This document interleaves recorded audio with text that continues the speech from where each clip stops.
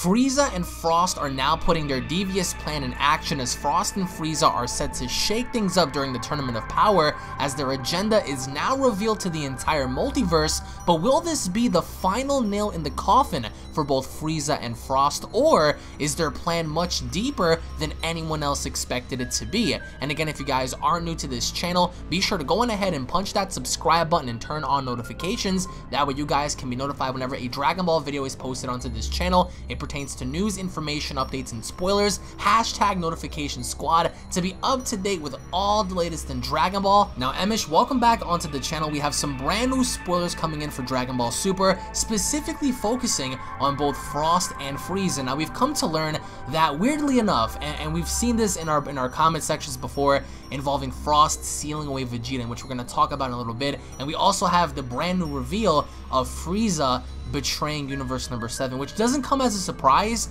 but it does come as a surprise as it's going to happen relatively early. So what I wanted to know from you, the first thing is, what are your thoughts on Frost using the Mafuba in sealing away Vegeta? And no, for those of you out there wondering, Vegeta does not get wrung out. He doesn't get thrown out the ring. There is no confirmation at all that has anything involved with Vegeta. So in case you guys are wondering if Frost is going to throw him out, that's not the case at all. All it's really said is that Roshi uses the Mafuba on Gogeta, but instead, as Frost confronts Roshi, somehow he manages to seal Vegeta away using the Mafuba. So what I wanted to ask you is, what are your thoughts on that and Vegeta having to be sealed off? And do you think that perhaps similar to the time chamber, he's going to bust on out, or something's going to happen to where he gets his revenge on Frost? Because it makes sense. It makes sense that Frost is the one that sealed Vegeta away momentarily because of what happened during the Universe 6 and 7 tournament. So how do you see this entire situation playing off between Frost and Vegeta, in your opinion? Well, here's the thing. We know Toshio, who handles, I think he's one of the writers for episode 107, amongst two other people, I forgot their name. He confirmed, he said, listen, I just finished writing a cool Vegeta episode, right? Yeah. And he goes to tell people, listen, just wait and see. It's going to be a good episode, this and this and this. And I believe him. It's you know, he's credible. Like, when he tells you, listen, I really put time writing this episode, you can tell it's going to be something good. He handled the episode with 17. He handled the Hit versus Dispo episode, if I'm correct. So going forward, if he says he handled this episode, safe to assume, yeah, it's going to be something worthwhile, you know, worth watching. Now, here's the thing. It's not so much that it's safe to assume Vegeta's not going to get wrung out. No, right? absolutely not. I don't think so, at least. Do you think so? Right. No, I don't think so. Okay, but here's the thing. Right. And I just want to clarify this.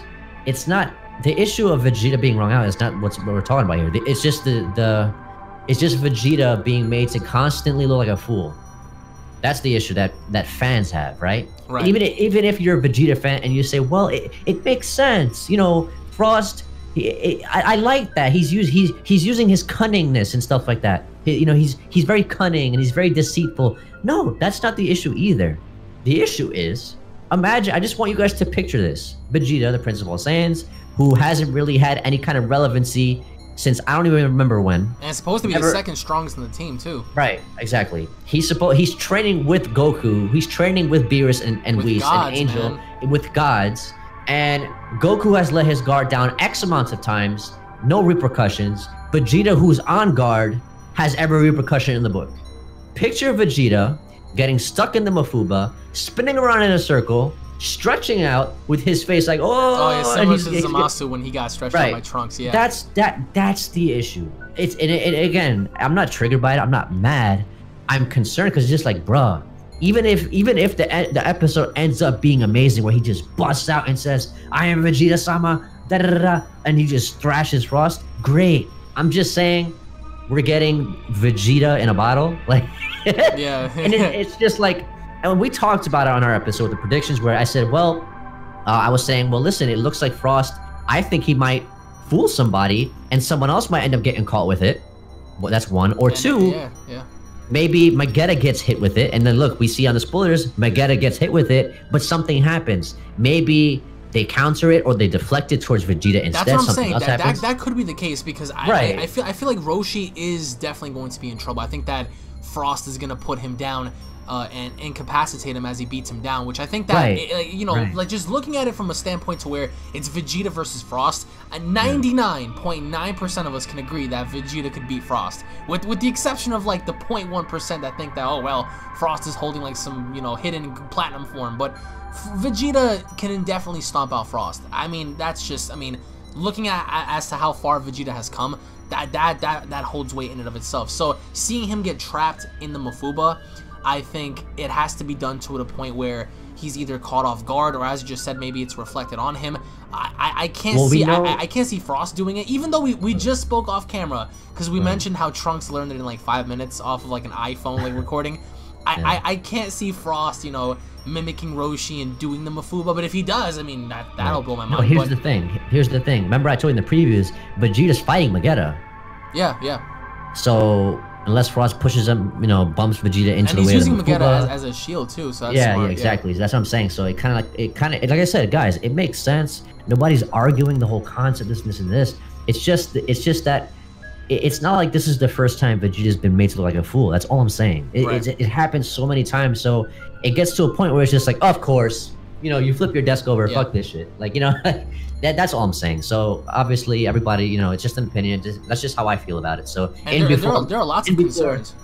And before I hate Vegeta or I'm a Vegeta dick rider now, I don't know. No, of course, no, but there are lots of concerns too for people saying that he's gonna get rung out next. I don't think so at all. Exactly. I'm telling you all right now, my opinion. I don't think he is, and hence the word I think. I don't think he is.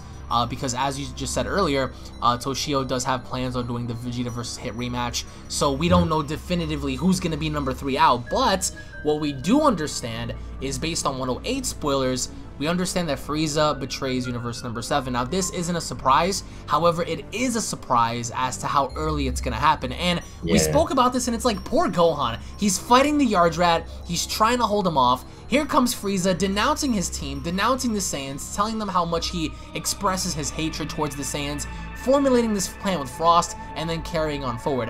Where do you see Frost and Frieza going into episode 109 and 110? Because they were never mentioned. We understand that those 2 episodes are going to be the special episodes with Goku and Jiren, and those episodes are specifically going to focus on Goku and Jiren. However, just because they're not mentioned doesn't mean they're not in the episode. So with Frieza denouncing Universe 7, with Frost possibly maybe having to denounce his universe if they're going to be in cahoots, where do you see them going forward in this entire tournament? Because you brought up some funny stuff. You were just like, man, how I wish all the Hakais, all the, you know, Hakaioshins would stick their hands on it and just Hakai them.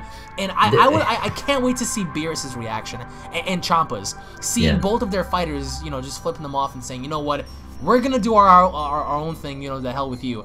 So where do you see these two going forward in episode 109 and 110? Because episode 109 is gonna, episode 108 is gonna be primarily focused on Goku and Ribrianne. No, Gohan. Gohan the Yardrat. Episode 109, episode 109 is Goku and Ribrianne. So episode 108 is Gohan and the Yardrat. So going forward after that, like where do you see Frieza and Frost?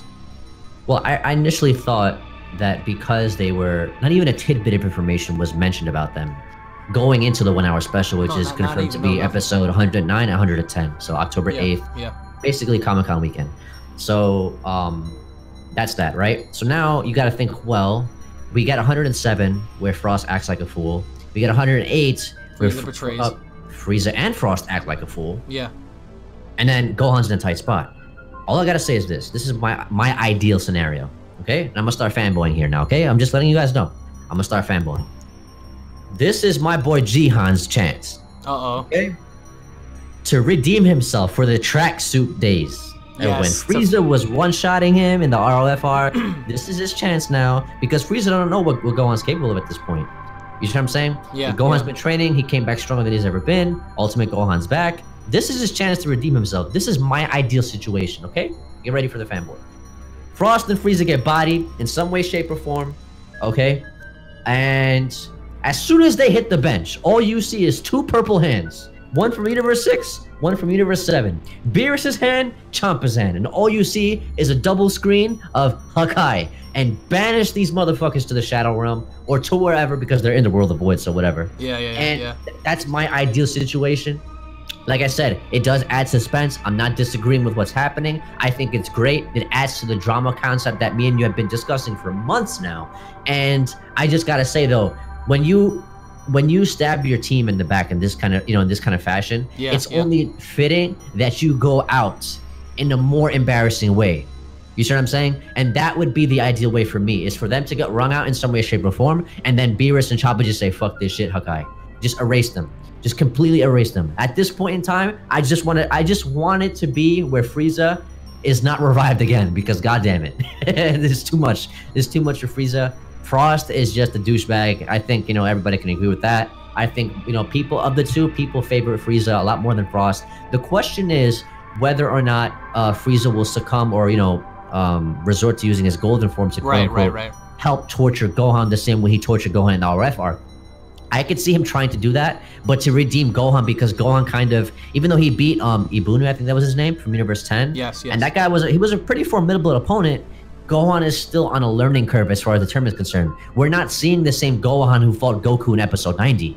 And because the scenario is completely different. So with that being said, Gohan needs his placement in this tournament to say, well, this is me. I just, I'm learning. I'm adapting to the tournament. Enough is enough. I have something to protect as to where this douchebag Frieza does not, as to where this douchebag Frost does not, and I'm gonna make sure I do that shit. So now here's what I'm gonna do. I'm gonna stomp these guys out.